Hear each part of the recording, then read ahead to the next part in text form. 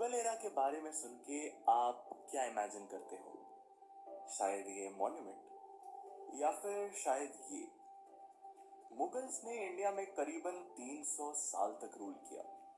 जो जर्नी 1526 में battle of Panipat में बाबर की फतेह से शुरू हुई, वो 1857 के रिवोल्ट में बहादुर शाह जफर के शिकस्त के साथ खत्म होती है। इस दौरान इंडियन सबकॉन्टिनेंट ने काफी सारे पॉलिटिकल, कल्चरल और इकोनॉमिक डेवलपमेंट्स देखी। इस वीडियो के जरिए मुगल एरा में हुए कल्चरल डेवलपमेंट्स, उस दौर के पेंटिंग्स और लिटरेचर्स को समझेंगे।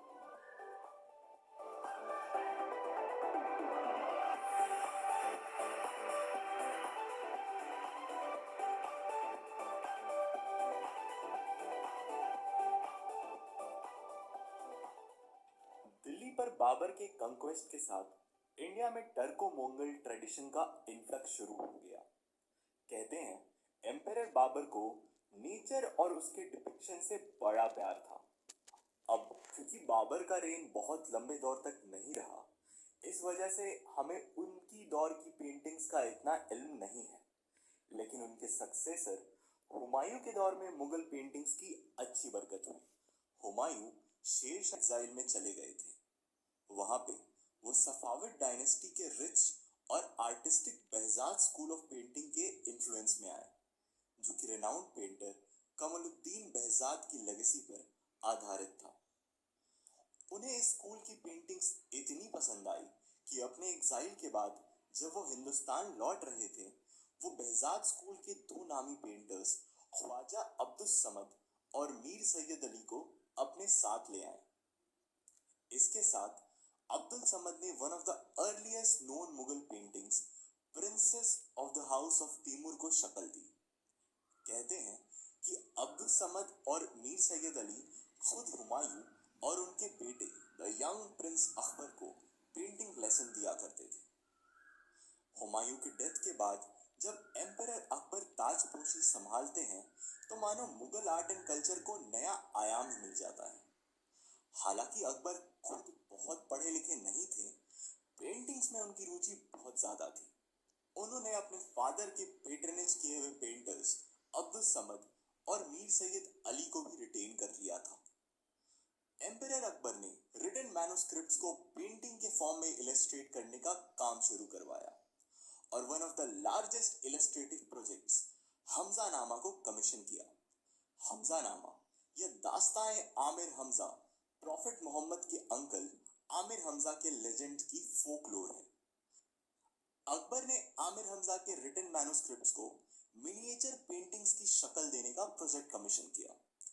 अब इसके स्केल का अंदाजा हम इस बात से लगा सकते हैं कि इस प्रोजेक्ट को तैयार होने में 14 साल का वक्त लगा था। 1400 पेजेस के मुगल मिनिएचर्स, जो कि अनयूजुअली लार्ज साइज के थे, उन्हें टाइटली वोवन कॉटन क्लॉथ पे पेंट किया गया था। इसके अलावा अकबर पहले मुगल रूलर थे जिन्होंने यूरोपियन पेंटिंग्स में भी दिलचस्पी दिखाई। जब अकबर के रेन के दौरान पोर्टुगीज इंडिया आए और उन्हें बाइबल समेत अलग अलग पेंटिंग्स गिफ्ट की, तो अकबर के पेंटर्स ने उन पे बने आर्ट फॉर्म में गहराई से स्टडी किया। उनके पेंटर्स ने वेस्टर्न पेंटिंग्स के कुछ टेक्निक्स जैसे कि पर्सपेक्टिव और शेडिंग को अडॉप्ट किया। उनके पेंटर्स को जर्मन और फिनिश आर्ट वर्क्स की भी अच्छी नॉलेज थी। अकबर के रेन में तस्वीर खाना एस्टैब्लिश किया गया, जहां पेंटिंग के काम को एक ऑर्गेनाइज तरीके से एग्जीक्यूट किया जाने लगा। अकबर की सेक्युलर पहचान उनके पेंटिंग प्रोफेशनल्स में भी झलकती है। अब्दुल समद और मीर सैयद अली ने कई हिंदू पेंटर्स को ट्रेन किया, जिसमें से कुछ जैसे कि बसावंत और दसावन आगे जाके बड़े मुगल पेंटर्स बने।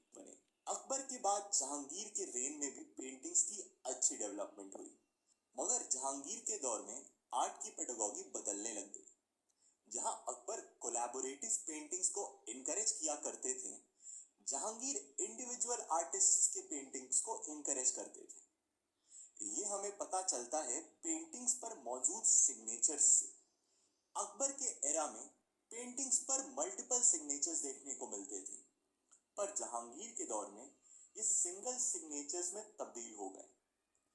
जहांगीर को नेचर से बहुत लगाव था।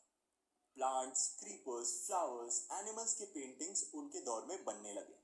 अनयूजुअली लुकिंग फ्लावर्स और रेयर एनिमल्स को भी कैनवस पर उतारा जाने लगा। एक और सिग्निफिकेंट चेंज दिखा मैन्युस्क्रिप्ट इलस्ट्रेशंस के डाउनफॉल में, जो कि अकबर के जमाने में बहुत प्रोमिनेंट हो गए थे। अब एल्बम पेंटिंग्स और पोर्ट्रेचर को ज्यादा तवज्जो दिया जाने लगा। बढ़ता वेस्टर्न इन्फ्लुएंस यहाँ पर भी दिखने लगा।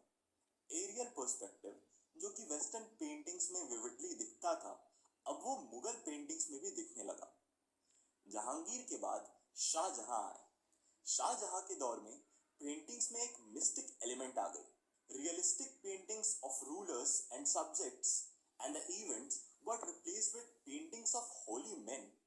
साइकोलॉजिकल इनसाइट्स रिवील करने वाले पोर्ट्रेट्स बनने लगे। एक और सिग्निफिकेंट चेंज ये था कि अब फुल प्रोफाइल ने 3/4 फेस वाले पोर्ट्रेट्स को रिप्लेस कर दिया। लेकिन शाहजहां को अपने फादर और ग्रैंडफादर जितना पेंटिंग्स में इंटरेस्ट नहीं था, इसलिए उनके रेन में मुगल पेंटिंग्स की बारीकियां और रिचनेस में डिक्लाइन दिखने को मिला। हालांकि पेंटिंग्स में डिटेलिंग अभी भी बरकरार थी, मगर पेंटिंग्स में एक स्टिफनेस और फॉर्मलिज्म आ गया, जो कि पहले की पेंटिंग्स की फ्लूइड नेचर से परे था, जिसके बदौलत पेंटिंग्स की इनोवेशन कम हो गई। इसके बाद औरंगजेब का दौर आता है। औरंगजेब एक नैतिकवादी शख्स थे, जिन्हें आर्ट में बहुत कम दिलचस्पी थी। उनकी सोच फिजूल खर्ची और आरामशुदा जिंदगी को नागवारा समझती थी। हालांकि शुरुआत के दौर में औरंगजेब के द्वारा कमीशन की गई कुछ पोर्ट्रेट्स आज फाइनेस्ट मुगल पेंटिंग्स में गिनी जाती हैं। जब 1688 में रिस्ट्रिक्टिव रिलीजियस ऑर्डिनेंस लागू किया, उसके बाद मुगल पेंटिंग वर्कशॉप तो मानो बंद ही हो गए। अच्छे कारीगर दूसरे राजाओं के कोर्ट्स में चले गए और जो कम टैलेंटेड थे वो बाजारों में स्टॉल्स लगाने लगे।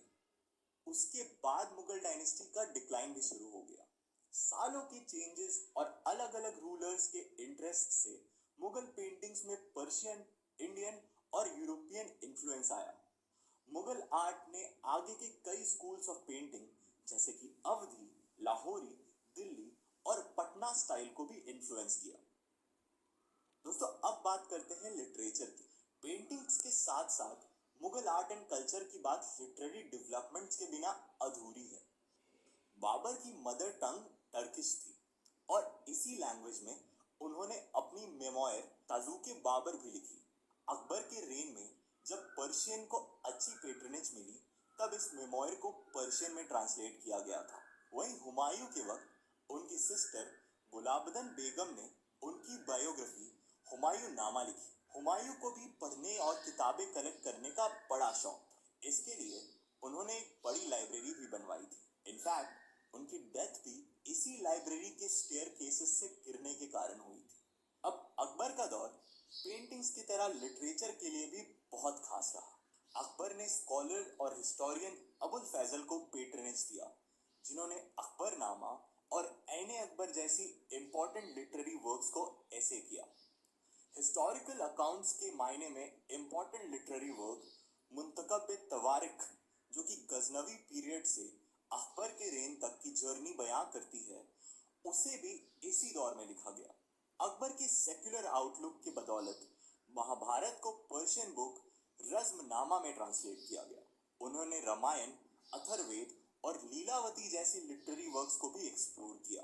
अकबर के स्कॉलर्स तमाम हिंदी, लैटिन, संस्कृत और ग्रीक लिटरेचर को पर्शियन में ट्रांसलेट किया करते थे। उन्हीं के दौर में सूरदास ने ब्रज भाषा में सुरसागर लिखी और संत तुलसीदास ने अवधी डायलेक्ट में रामचरितमानस की रचना की। गुरु ग्रंथ साहिब को भी इसी दौर में कंपाइल किया गया और पर्शियन संस्कृत लैंग्वेज के गैप को ब्रिज करने के लिए एक पारसी प्रकाश नाम की डिक्शनरी का प्रोडक्शन किया गया।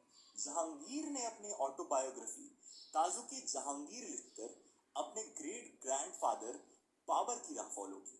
इसमें उन्होंने अपने शासन के हिस्ट्री के अलावा पॉलिटिक्स, आर्ट्स और अपने फैमिली के भी कई एनेक्डोट्स साझा किए हैं। शाहजहां के कोर्टियर अब्दुल हामिद लाहौरी ने पदशामना लिखा, जो कि शाहजहां के रेन की ऑफिशियल हिस्टोरिक रिकॉर्ड्स बयां करती है। उनके बेटे दारा सिक्को खुद पर्शियन, अरबिक और संस्कृत के एक लर्नेड स्कॉलर थे, जिनकी निगरानी में उपनिषद, भगवत गीता, रामायण और योगा वशिष्ठ जैसे हिंदू लिटरेचर को पर्शियन में ट्रांसलेट किया गया। औरंगजेब का दौर रिलीजियस सबमिशन का दौर था। इस कारण उस वक्त के लिटरेचर में भी एक रिलीजियस झुकाव था। फतवाए आलमगीरी औरंगजेब के द्वारा लिखी गई एक किताब है जिसमें स्टेट्सक्राफ्ट, एथिक्स, मिलिट्री स्ट्रैटेजी, पनिशमेंट और इकोनॉमी का बखान शरिया लॉ के हवाले से किया गया। तो इस वीडियो में हमने देखा कि कैसे मुगल एरा में रूलर वाइज पेंटिंग्स और लिटरेचर डेवलप हुए। इन कल्चरल आर्टिफैक्ट्स